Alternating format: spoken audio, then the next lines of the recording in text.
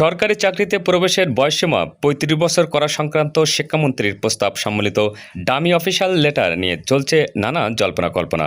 সরকারি চাকরিতে প্রবেশের বয়স ৩৫ করা নিয়ে বেশ কয়েক বছর ধরে রাজপথে আন্দোলন করছে চাকরি প্রত্যাশীরা। ঠিক সেই মুহূর্তে প্রধানমন্ত্রীর ডিউ নতুন করে বিষয়টি গুরুত্ব পেয়েছে।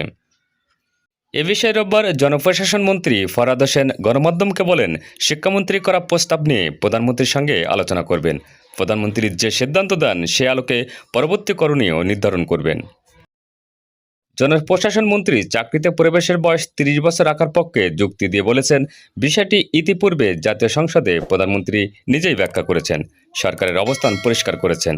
বর্তমান সরকার অবসরের বয়স ৫৭ বছর থেকে ২ বছর বাড়িয়ে ৫৯ বছর করেছে। ইতিমধ্যে চাকরির বয়স কিন্তু বৃদ্ধি করেছি, যেখানে ৫৭ বছর ছিল সেখানে আমরা ৫৯ বছর করে দিয়েছি। আর যদি বাড়ানো হয় তাহলে কিন্তু নতুন চাকরি দেওয়া যাবে না, কারণ কেউ রিটায়ারমেন্টে যাবে না, পদ খালি হবে না, আর চাকরিও দেওয়া লাগবে না। জনপ্রশাসন মন্ত্রণালয়ের সংশ্লিষ্ট কর্মকর্তারা জানান, যে কোনো বিষয়ে মন্ত্রী, প্রতিমন্ত্রী, উপমন্ত্রীরা ডিউ লেটার দিতেই পারে। ডিউ লেটার দেওয়া মানে বিষয়টি হয়ে গেছে এমন কিন্তু নয়।